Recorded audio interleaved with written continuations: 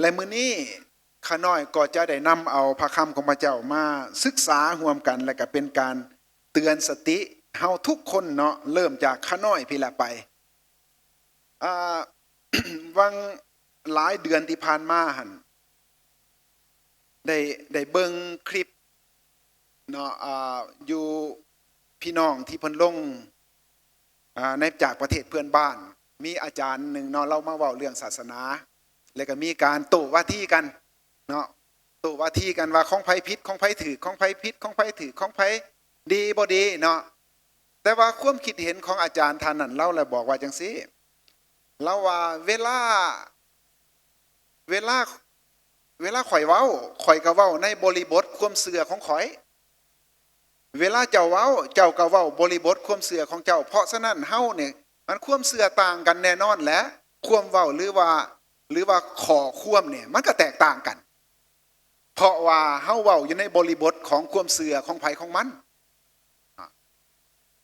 และมื้อนี้เนาะผู้ข้าเองก็อยากสิ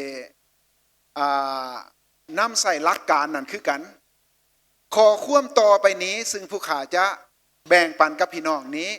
แมนอยู่ในบริบทความเชื่อของคริสเตียนเพราะว่าข้อความมื้อนี้อาจจะถูกบันทึกและก็ถ่ายทอดออกไปในโซเชียลมีเดียเนาะใน YouTube หรือว่าอยู่ในFacebook กับผู้ใดที่ฟังแล้วคัดหูก็ต้องขออภัยนำเนาะเนื่องจากว่าผู้ข้าเว้าอยู่ในท่ามกลางซุ่มซ่นผู้ที่เชื่อในพระเยซูคริสต์ย้อนนั้นก็เลยว่าอาจจะขอความต่อไปนี่อาจจะคัดหูผู้ที่บ่ได้เชื่อในพระเยซูคริสต์ก็ได้เนาะแต่ก็ลองฟังเบิ่งว่ามันสิเป็นจังไดเนาะผู้ข้าอยากจะยกถ้อยคำของพระเจ้าจากพระธรรมพนิมิตบทที่20ข้อที่11หาข้อที่15แล้วข้าพเจ้าก็ได้เห็นบัลลังก์ใหญ่สีขาวทั้งเห็นพระองค์ผู้ซึ่งนั่งทั้งบัลลังก์นั้นเมื่อพระองค์ทรงปรากฏแผ่นดินโลกและท้องฟ้าก็ภายหนีและบอนอยู่สำหรับแผ่นดินโลกและท้องฟ้านั่นก็บ่เห็นอีกและข้าพเจ้าได้เห็นบรรดาคนที่ตายแล้วทั้งผู้ใหญ่และผู้น้อยพากันยืนอยู่ต่อหน้าพระราชบัลลังก์นั้นหนังสือต่างๆก็เปิดออกและมีหนังสืออีกเล่มหนึ่งก็เปิดออกเหมือนกันคือหนังสือทะเบียนแห่งชีวิตและคนทั้งหลายที่ตายแล้วก็ถูกตัดสินตามการกระทำของพวกเขาดังที่มีบันทึกไว้ในหนังสือเหล่านั้นทะเลก็จะส่งคนทั้งหลายที่ตายในท้องทะเลคืนมาความตายและแดนมรณะก็จะส่งคนทั้งหลายที่ตายนั่นคืนมาเหมือนกันพวกเขาทั้งหมดได้ถูกตัดสินตามการกระทำของพวกตนทุกคนความตายและแดนมรณะก็ถูกถิ่มลงในบึงไฟนั่นแหละเป็นความตายครั้งที่สองถ้าผู้ใดบ่มีชื่อจดไว้ในทะเบียนแห่งชีวิตผู้นั้นก็จะถูกถิ่มลงบึงไฟขอเชิญร่วมใจกันอธิษฐานพระบิดาเจ้าขอบคุณพระองค์สำหรับพระคำของพระองค์มุขน้อยอธิษฐานขอพระวิญญาณบริสุทธิ์เจ้าซอยมุขน้อยที่จะเข้าใจถ้อยคำของพระองค์ต่อไปนี้ซอยมุขน้อยที่จะข้ามผ่านขอจำกัดและให้มุขน้อยจื้อได้นำไปใส่ได้เพื่อชีวิตของมุขน้อยจะเป็นชีวิตที่ถวายเกียรติแก่พระเจ้าเป็นชีวิตที่เฝ้าระวังอยู่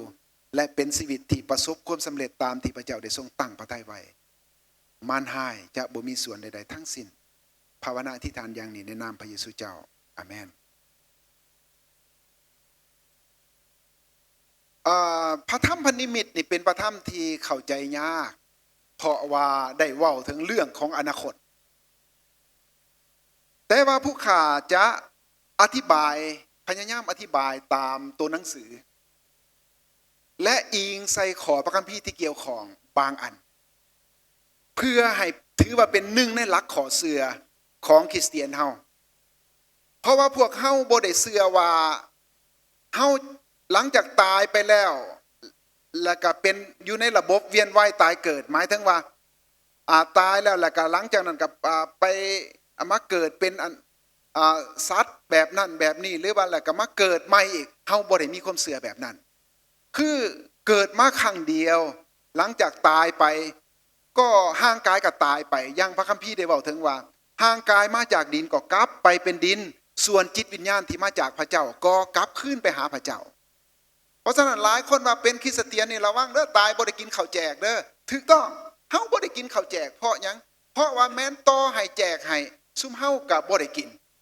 เพราะหยังเพราะว่าจิตวิญญาณเฮาอยู่กับองค์พระผู้เป็นเจ้าแล้วพระองค์พุ่นเป็นผู้เลี้ยงเพราะฉะนั้นเฮาบ่ได้มาล่อทากินข้าวแจกแต่คริสเตียนนี่แจกข้าวบ่คริสเตียนแจกข้าวแห้งแจกหลายตอนน้ำท่วมนั่นก็แจกไป12ตนเฮาแจกเขาคริสเตียนนี่แห้งแจกหลายแจกเขาแต่ว่าแจกให้แจกซอยผู้เป็นนะแม่นบ่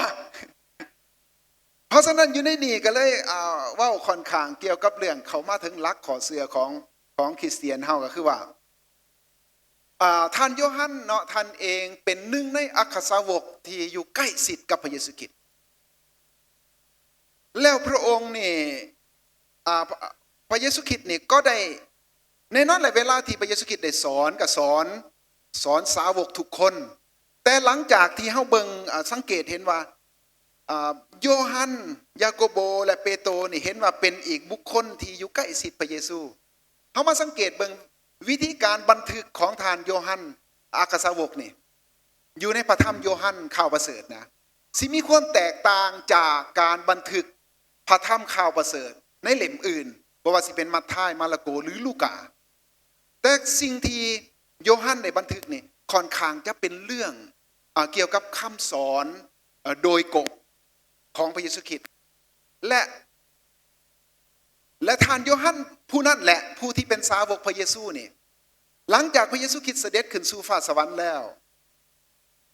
กิจการทางคริสตจักรหรือว่าการรับใช้พระเจ้าก็ได้ดำเนินต่อไปและโยฮันผู้นี้ถือว่าเป็นผู้หนึ่งที่เป็นผู้อาวุโสอยู่ในท่ามกลางบรรดาผู้รับใช้พระเจ้าซึ่งเกี่ยวข้องกับคริสตจักรและท่านเองได้เขียนคำแนะนำไปหาคริสตจักรต่างๆหาผู้เชื่อต่างๆหลายฉบับแต่มีบันทึกไว้อย่างในจดหมายฝากโยฮันฉบับที่1ที่2ที่3และพระธรรมพระนิมิตเล่มนี้ก็แม่นโยฮันท่านนั้น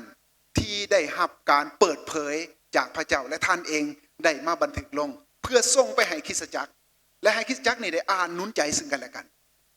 ข้อความเหล่านั้นก็คือสิ่งที่ผู้ข้าได้อ่านไปเมื่อกี้นี่หลังจากที่โลกนี่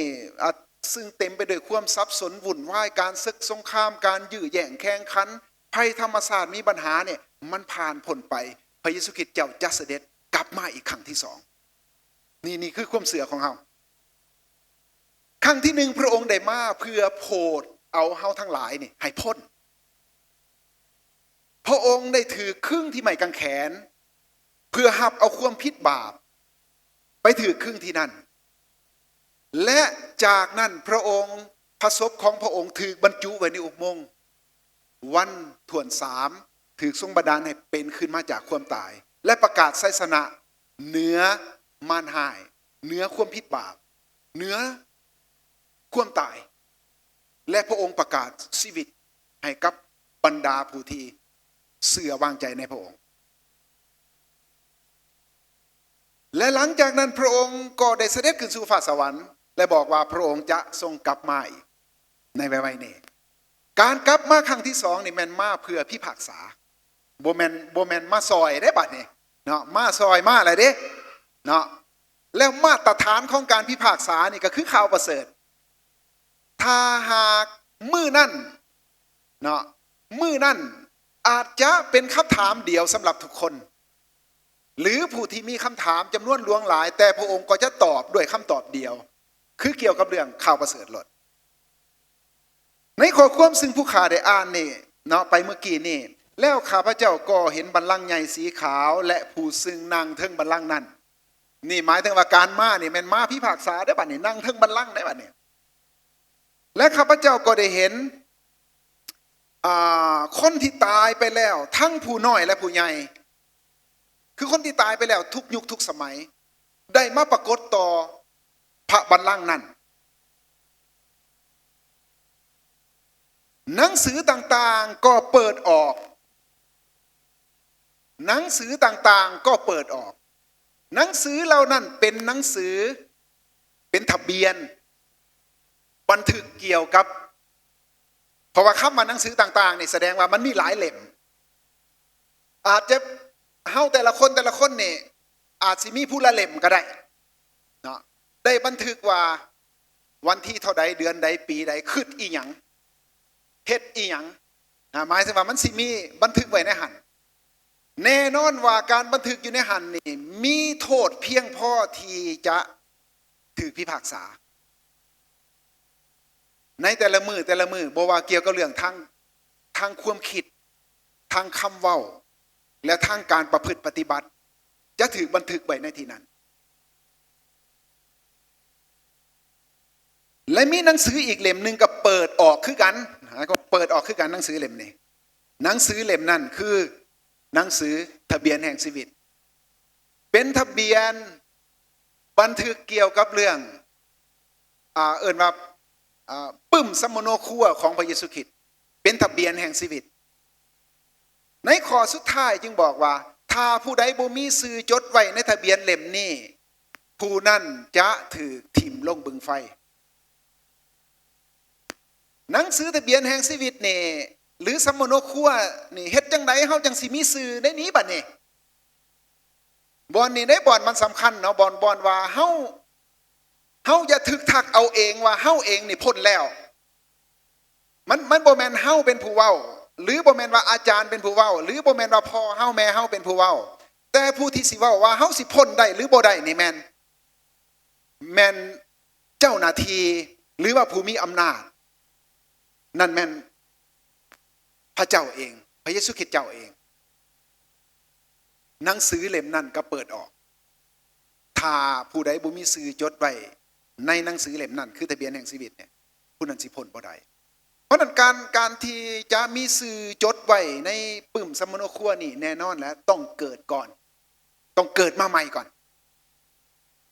พระเยซูได้สนทนากับนิโคเดมในพระธรรมโยฮันบทที่3บ่มีผู้ใดสามารถที่จะไปถึงพระบิดาได้บ่มีผู้ใดจะเข้าไปในฟ้าสวรรค์ได้ถ้าบ่เกิดมาใหม่ก่อนการเกิดใหม่ในที่นี้เป็นการต้อนรับข่าวประเสริฐคนที่เกิดครั้งหนึ่งครั้งเดียวนะคนที่เกิดครั้งเดียวเขาจะตาย2 ครั้งตายครั้งที่1ตายฝ่ายเนื้อหนังห่างกายและเอาไปเผาเอาไปฝังคืนไปสู่ดินและตายครั้งที่2แมนการถูกพิพากษานิรันดร์ตามที่บันทึกไว้คนที่ได้ต้อนรับข่าวประเสริฐเขาจะมีชื่อจดไว้ในทะเบียนเล่มนั้นเพราะพระคำของพระเจ้าว่าจังไดยังอยู่ในโรมบทที่1ข้อ16บอกว่าข่าวประเสริฐเป็นฤทธิ์เดชอำนาจของพระเจ้าซึ่งเฮ็ดให้คนบาปพ้นได้คนยิวก่อนและต่างชาติด้วยและผู้ใดก็ตามที่ต้อนรับข่าวประเสริฐและต้อนรับองค์พระเยซูคริสต์พระองค์ก็ประทานสิทธิ์ให้กลายเป็นลูกของพระเจ้าในโยฮันบทที่1ข้อ12เมื่อได้เป็นลูกของพระเจ้าก็มีสิทธิ์รับมูลมรดกจากพระเจ้าในสาระบอนนี้อยากให้พี่น้องเข้าใจว่าพวกเฮาบ่ได้มาเปลี่ยนศาสนาหรือบ่ได้มาระดมกันมาเข้าศาสนาบ่มีเหตุผลที่เฮาจะให้มีหลายคนมาเชื่อศาสนาแต่สาระสำคัญก็คือให้ฮู้จักว่าผู้ที่จะพิพากษาเฮาเนี่ยแม่นองค์พระเยซูคริสต์การพิพากษาของพระองค์นั้นต้องได้พิพากษาตามที่บันทึกไว้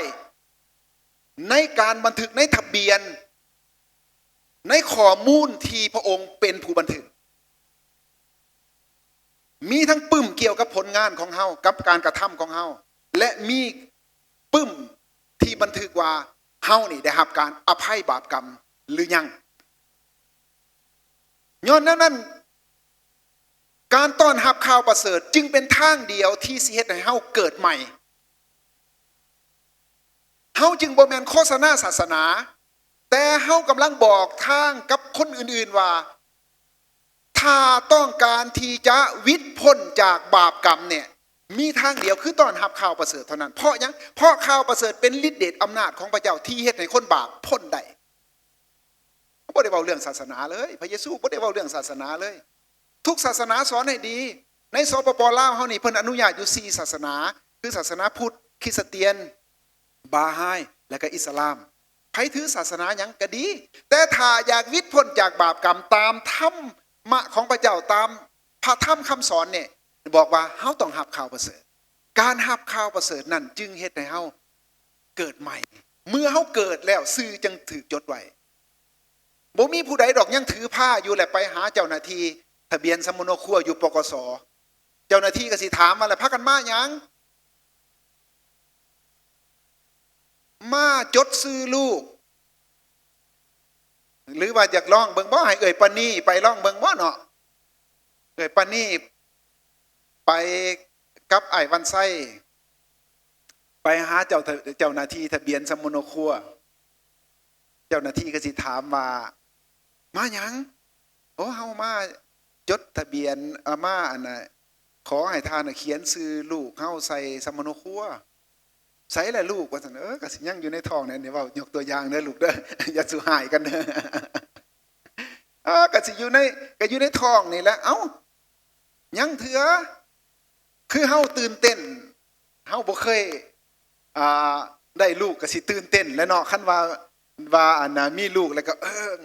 ตื่นเต้นก็อยากไปจดก่อนแต่ว่าถึงจังไดแม้นสิตื่นเต้นปานใดเจ้าหน้าที่เพิ่นก็สิบอกว่าเดี๋ยวใจเย็นๆรอท่าให้เกิดซะก่อนจังมาจด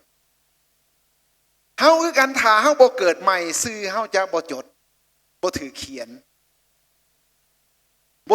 ไว้ในทะเบียนแห่งชีวิตย้อนนั้นเฮาจึงต้องได้มาใส่ใจว่าต้องเกิดใหม่ก่อนคนที่เฮาฮักนี่เกิดใหม่หรือยังเฮาเองเนี่ยเกิดใหม่หรือยังได้ต้อนรับข่าวประเสริฐเป็นการส่วนตัวหรือยังอันนั้นคือขั้นตอนของการเกิดใหม่เมื่อเฮาเกิดใหม่แล้วชื่อของเฮาจะถูกจดแน่นอนอันนี้บ่ได้เว้าเรื่องศาสนานะศาสนาสิซอยเฮาให้ไปฟ้าสวรรค์บ่ได้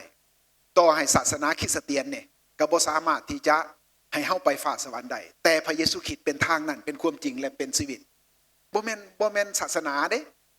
แต่เวลาเฮาสื่อสารกันเฮาก็เว้าเรื่องศาสนาว่าโอ้ศาสนาเจ้านับถือศาสนานี่เนาะข่อยนับถือศาสนานี่ข่อยนับถือศาสนานี่แต่สาระสำคัญอยู่ที่ว่ามนุษย์ทุกคนล้วนแล้วแต่เป็นคนบาปและข่าวประเสริฐเท่านั้นที่จะอภัยบาปกรรมและชื่อของเฮาสิถูกจดไว้ในทะเบียนแห่งชีวิตเนาะและที่นี่เมื่อหนังสือต่างๆนั้นก็เปิดออกบัดนี้แล้วมันมีการบันทึกจำนวนหลวงหลายอยู่ในหันรวมทั้งบันทึกผลงานของเฮารวมทั้งบันทึกโทษกรรมที่เฮาเฮ็ดแต่ว่าอยากพาพี่น้องกลับย้อนกลับคืนมาอีกว่าหลังจากเกิดแล้วมันจบอยู่ซ้ำนั่นบ่เฮาผู้เคยมีลูกเนาะผู้ที่เป็นพ่อบ้านพ่อเฮือนแม่บ้านแม่เฮือนเนาะก็สะท้อนไปหาลูกหลานผู้ที่เตรียมสิแต่งงานหรือผู้แต่งงานแล้วผู้เตรียมกำลังสิมีลูกท่านก็ต้องหูจักว่าหลังจากเกิดมาแล้วเป็นเพียงการเริ่มต้นเท่านั้นเฮามีความจำเป็นจะต้องใส่ใจในการเลี้ยงดูอีกอันนั้นต้องมีการเลี้ยงดูต้องมีกระบวนการเฮ็ดให้ลูกของเฮาที่เกิดนี่เติบใหญ่ให้พวกเขาใหญ่ขึ้นบ่มีผู้ใดดอกที่คิดว่าลูกเกิดมาแล้วมันจะเป็นหยังก็เป็นมันจะตายก็ตายสิหยังก็หยังแต่เฮาแน่นอนเลยโดยพื้นฐานแล้วคันถามว่าคิดแบบปกติหั่นนะเฮามีความปรารถนาที่จะให้ลูกนี่เติบใหญ่ขึ้นมาอย่างมีคุณภาพคือเฮาได้อธิษฐานเพื่อลูกหลานย้อนนั้นจึงต้องได้มีการเลี้ยงดูพวกเขาแน่นอนในฝ่ายวิญญาณเนี่ยก็จะต้องได้สอนเขาด้วยถ้อยคำของพระเจ้าด้วยเหตุนั้นเองพี่น้องทั้งหลายจึงมีคริสตจักรพระเยซูจึงตั้งคริสตจักรไว้และเจิมตั้งบางคนให้เป็นศิษยาภิบาลเจิมตั้งบางคนให้เป็นผู้รับใช้เพื่อจะได้ดูแลฝูงแกะของพระเจ้าเพื่อจะได้ดูแลกันและกันเลี้ยงกันให้ใหญ่บรรดาอาจารย์และทีมงานจึงบอกว่าพี่น้องเอ้ยมาโบสถ์เด้อมาโบสถ์เด้อ บ่แม่นว่าอยากให้มาอืบหนาผาข่างว่าเห็นหลายๆคนน่ะดีใจอาจารย์ดาวิดดีใจเพราะเห็นพี่น้องมาหลายคนดีใจแต่ว่าหลายกว่านั้นคืออยากให้ท่านทั้งหลายได้มาเพื่อจะเฮียนหูถ้อยคำของพระเจ้ามาให้ท่านเวลาเข้าห้องสตรีเข้าห้องบุรุษเข้าห้องเตรียมผู้นำเข้าห้องคนหนุ่มเพื่อเฮาจะได้สะสมถ้อยคำของพระเจ้าถ้อยคำของพระเจ้านั้นเป็นอาหารเลี้ยงจิตวิญญาณเฮาบ่แม่นว่าเฮียกห้องให้พี่น้องมาตามข้องซื่อๆมันบ่ได้เกี่ยวกับหีดกับข้องแต่มีความปรารถนาที่จะให้ท่านเนี่ยได้รับถ้อยคำของพระเจ้ามีความเข้าใจและเจริญใหญ่ขึ้นย่านตายกลางทางก่อนที่สิไปฮอดฟ้าสวรรค์มันอยู่ในการเดินทางพี่น้องจื้อได้บอกว่าการออกจากประเทศอียิปต์ในประวัติความเป็นมาเนี่ยบ่ได้แม่นทุกคนที่ไปถึงเป้าหมายได้เป้าหมายคือแผ่นดินแห่งคำสัญญาพระเจ้าสัญญาไว้แล้วพวกเขามีสิทธิ์เข้าไปในแผ่นดินแห่งคำสัญญาแต่พบว่าหลายคนเขาบ่สามารถไปถึงแผ่นดินแห่งคำสัญญาเพราะหยังเพราะพวกเขาตายกลางทางบรรดาแกนนำในคริสตจักรนี่บ่ปรารถนาอยากให้ผู้หนึ่งผู้ใดนี่ได้ยินข่าวว่าตายกลางทางนะเดี๋ยวนี้ไปฟ้าสวรรค์ก็อยากให้มันได้ไปน้ำกันหมดสุคนนะเดี๋ยวนี้ย้อนนั่นแหละจึงบอกว่าพี่น้องเอ้ยมาเด้อมาคริสตจักรเด้อมาโบสถ์เด้อแม้ว่าอาทิตย์ละเทื่อกันยังไข่กว่าบ่ได้พอกันเลยแล้วก็ได้ร่วมกันกับท่านอาจารย์นุพรว่าเพิ่นว่าอาจารย์ดาวิดเฮาสิได้ร่วมกันตื้มเนาะโดยเฉพาะเวียกงานพันธกิจหน่วยเซลล์นะและมื้อนี้ตอนบ่ายนี่ก็สิมีการประชุมกันเพื่อประเมินผลงาน6เดือนต้นปีและทบทวนแผนการ6เดือนท้ายปีเพิ่นก็ได้เสนออยากให้เฮาได้มีหลักสูตรที่สอนพี่น้องเฮาให้มันเป็นเอกภาพกันสิสอนอยู่ทั้งทางงอนพุ่นก็ให้สอนหลักสูตรอันเดียวกันนี่พุ่นอยู่ทั้งในเมืองพุ่นก็ให้สอนอันเดียวกันนี่พุ่นอยู่ทั้งหลัก21 27 28พุ่นก็ให้สอนอันเดียวกันนี่แล้วบัดยามเฮาประเมินผลมันจังง่ายมันจังวัดแทกได้ว่าพี่น้องเฮียนฮอดบทใดแล้วได้มีความเข้าใจจังใดลูกหลานเฮาในทีมนักกีฬามันยังอื่นๆนี่คือกันนะให้ได้จัดตั้งปฏิบัติเพื่อว่าเฮาจะได้มีการป้อนอาหารกันให้ทั่วถึงเพียงพออันนี้บ่ได้แม่นอีกเรื่องนึงนะบ่ได้แม่นมาเว้าเรื่องบ่ได้โฆษณาศาสนานะแต่ว่าเมื่อท่านเกิดแล้วคือท่านรับข่าวประเสริฐแล้วแสดงว่าท่านเกิดใหม่แล้วเกิดใหม่แล้วก็มีชื่อจดไว้แล้วแต่ว่ายังอยู่ในขบวนการการเลี้ยงบัดนี้เลี้ยงให้ใหญ่อันนี้เลยจึงออกแบบหลักสูตรมาแล้วก็เฮียกห้องพี่น้องเด้อมีไปเยี่ยมยามกันเด้อให้ส่งข่าวหากันเด้อพี่น้องมีโอกาสหลุดจากซิดใดมีคำสอนบางคำสอนแบบนี้พระเยซูนี่ได้ไถ่เฮาแล้วเฮาได้รับความพ้นแล้วและพ้นเลยแม้ว่าเฮาสิไปเฮ็ดบาปเฮ็ดชั่วฆ่าเจ้าเอาของผิดประเวณีจังไดก็ตามพระเจ้าไถ่เฮาแล้วเอิ้นเฮาแล้วเฮาเป็นลูกพระเจ้าแล้วเฮาบ่มีทางที่จะถูกหลุดไปทางเก่าแต่มื้อนี้อยากแจ้งให้พี่น้องฮู้จังซี่ว่าถ้าหากเฮาบ่เชื่อคือกันเพื่อท่านก็จะได้มีโอกาสย้ายบอนสิได้ไปอยู่บอนที่มีความเชื่อคือกันแต่สำหรับผู้ขาเนี่ยมีความเชื่อว่าสิทธิ์ในการเข้ามาอยู่ในทะเบียนแห่งชีวิตนี่เฮาได้รับสิทธิ์ด้วยความหักและพระคุณของพระเจ้าแต่เฮาต้องรักษาสิทธิ์นั้นก็โดยพระคุณของพระเจ้าคือกันยังอยู่ในสมโนครัวเฮาอยู่ในโลกนี่เฮามีสิทธิ์ในที่จะถือหมายถึงว่าออกจากสมโนครัวนั้นหนึ่งมาตายก็ถือลืบออกจากสมโนครัวหรือย้ายออกเพราะฉะนั้นโอกาสที่เฮาจะหลุดออกไปมีถ้าเฮาหากบ่สม่ำเสมอหรือบ่ได้ดำเนินชีวิตตามพระคุณของพระเจ้าเฮาไปตามใจเฮาเฮ็ดตามกระแสของโลกนี้เฮ็ดตามคนอื่นเฮาบ่ได้อยู่ในความจริงเฮาบ่ได้อยู่ในมาตรฐานเฮาบ่ได้อยู่ในเส้นทาง ที่พระเจ้าทรงกำหนดไว้พี่น้องในสันเฮียนต่างๆในเฮียนมื้อนี้เฮียนเรื่องประตูคับแคบแม่นบ่ประตูคับแคบมีหน่อยคนไปทางนั้นเพราะว่ามันมีระเบียบมันมีวินัยมันมีกฎกติกาเฮ็ดอันนั้นก็บ่ได้เฮ็ดอันนี้ก็บ่ได้มันก็เลยอึดอัดมีหลายคนบ่เลือกทางนี้เขาเลือกตามเส้นทางของเขามันกว้างอยากเฮ็ดหยังก็ได้อยากเว้าหยังก็ได้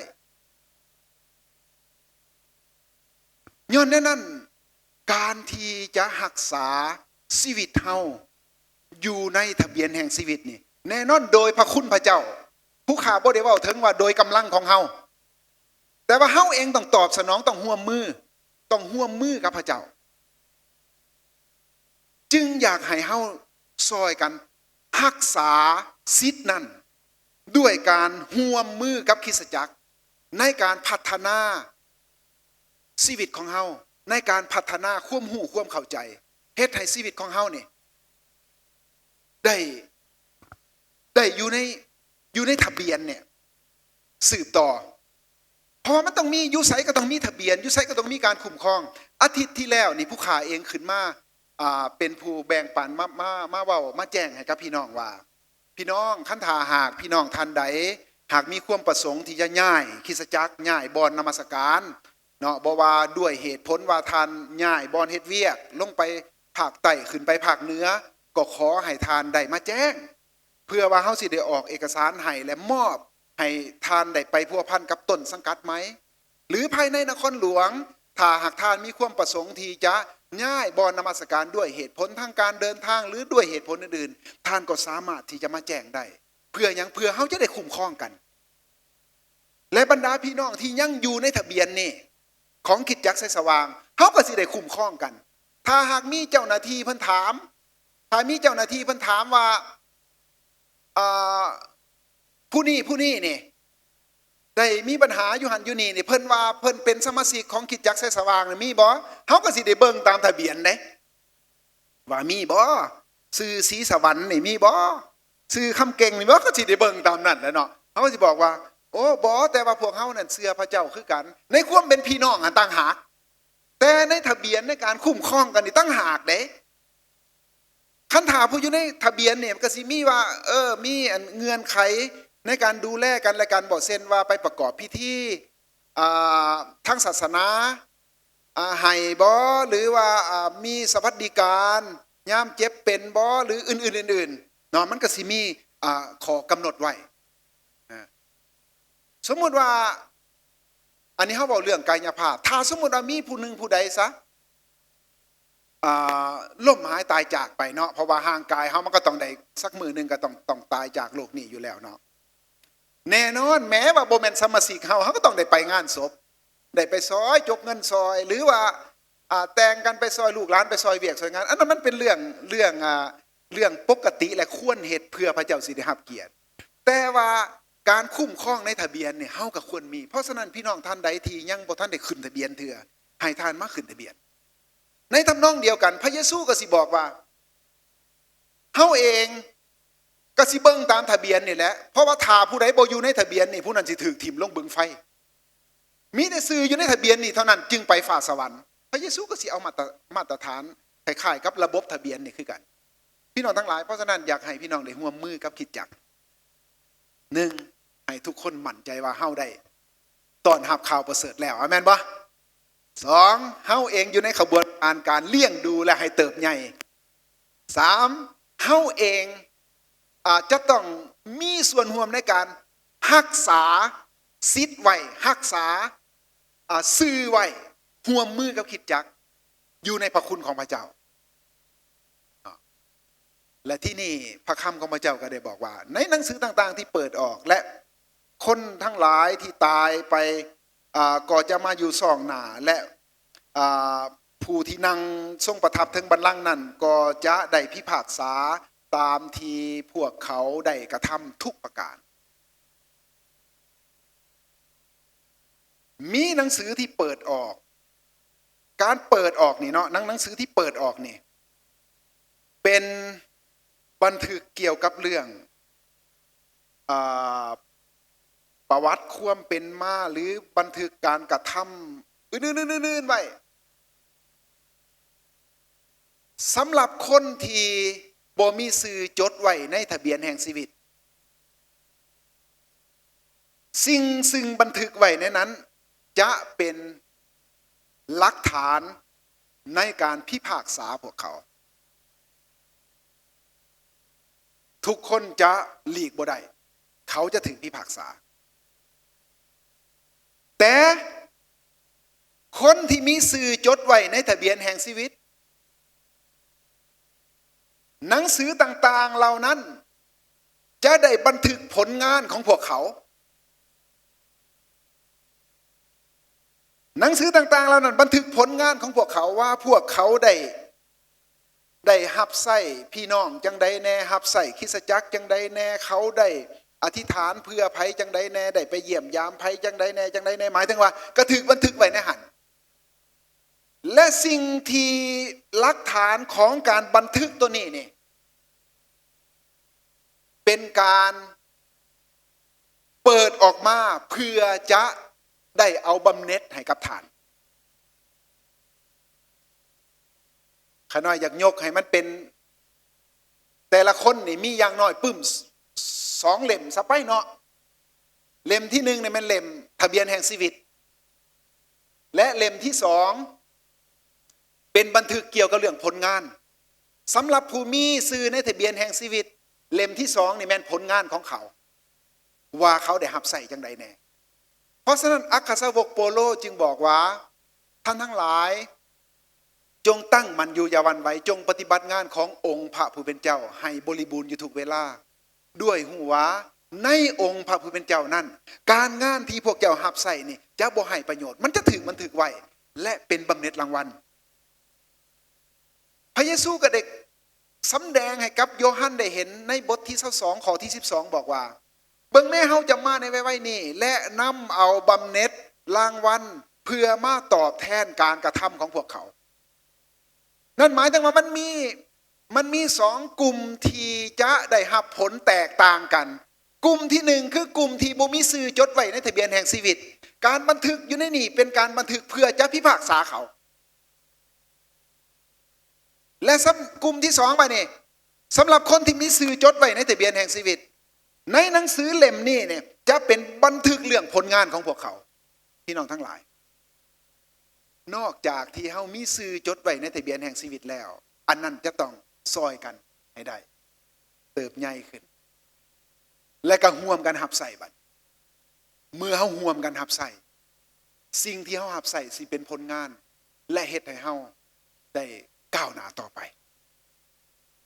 และสิรับบำเหน็จรางวัลบ่มีอีหยังเสียหลาเปล่าดายในองค์พระผู้เป็นเจ้าก็อยากฝากเรื่องนี้ไว้กับพี่น้องเนาะกับข้าน้อยเองต้องทบทวนว่าเฮาเองและคนที่เฮาฮักได้มีชื่อจดไว้ใน